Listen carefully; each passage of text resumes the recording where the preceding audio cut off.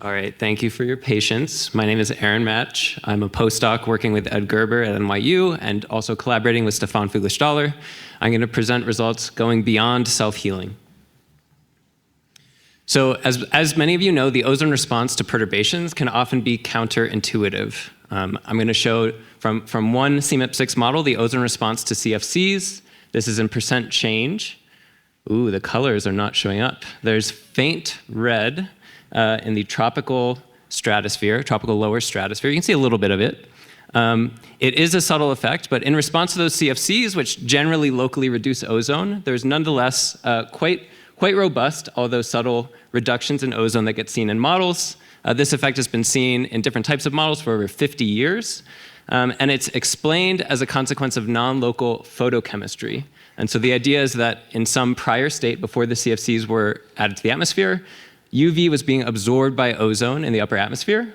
The CFCs deplete that ozone, allowing some of the UV to penetrate deeper into the atmosphere, where it can increase the ozone source and lead to what is called self-healing. So that cartoon explanation I showed is the standard explanation. And one feature of it is that it is post hoc. So it begins by identifying a place in the atmosphere where the sign of the ozone change was unexpected. And it attributes that to an increase in the ozone source, which comes from the removal of ozone aloft. Okay? In addition to being post hoc, that explanation is qualitative, and it's restricted to those regions where the change was surprising. And I'm working on a project where we're trying to move towards an a priori theory of what we call photochemical adjustment. Now, photochemical adjustment is the change in ozone due to changes in photolysis that result from changes in ozone aloft. Self-healing would then be a special case of photochemical adjustment.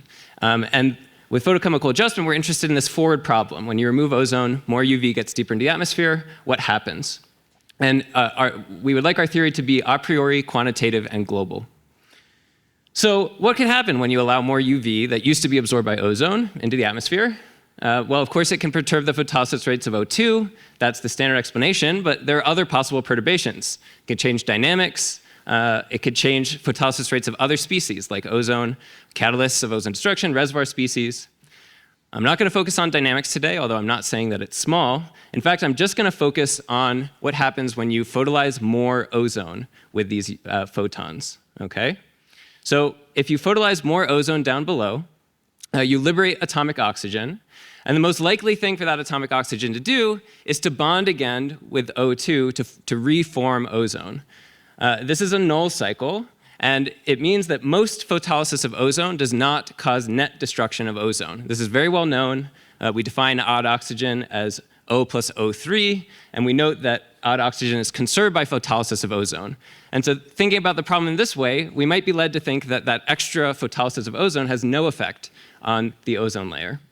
However, in order to do this forward problem, what we really need to understand is the converse.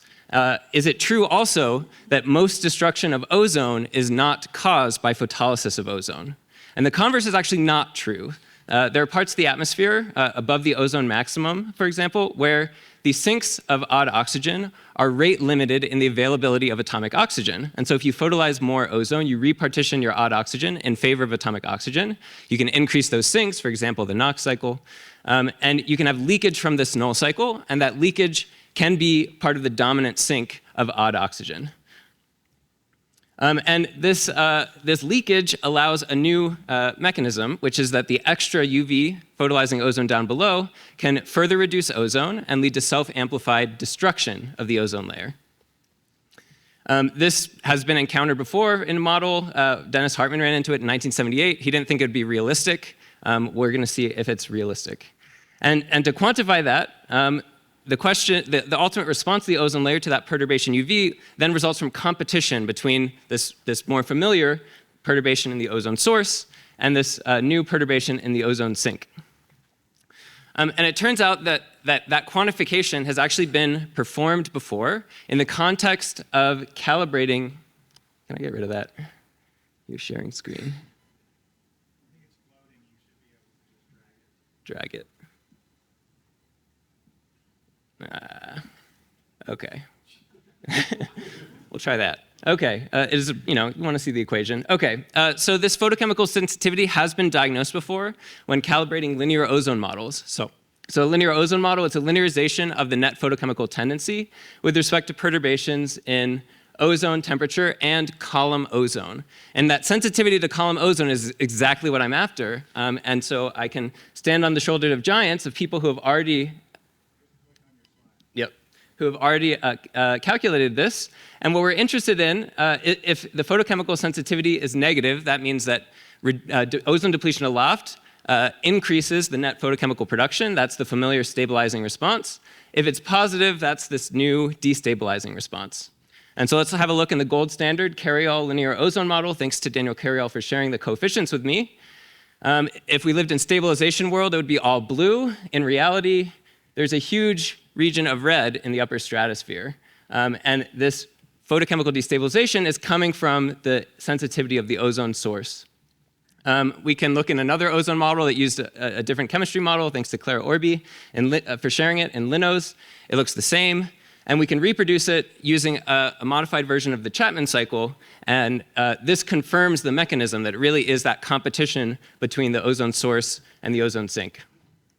So now, equipped with those photochemical sensitivities, we can now make an estimate for the full column response of the ozone layer to these perturbations in UV. We're going to define photochemical adjustment as that change in ozone we're interested in that comes from perturbations in photolysis due to changes in ozone aloft. We're going to define it as the perturbation ozone in a fully interactive simulation minus that in a UV-locked simulation where we don't show the UV the perturbation that has been imposed. I'm going to show just one idealized calculation for a prescribed uniform ozone depletion, G of Z. Okay, that's this blue curve here, so I'm just going to reduce ozone everywhere up to 60 kilometers.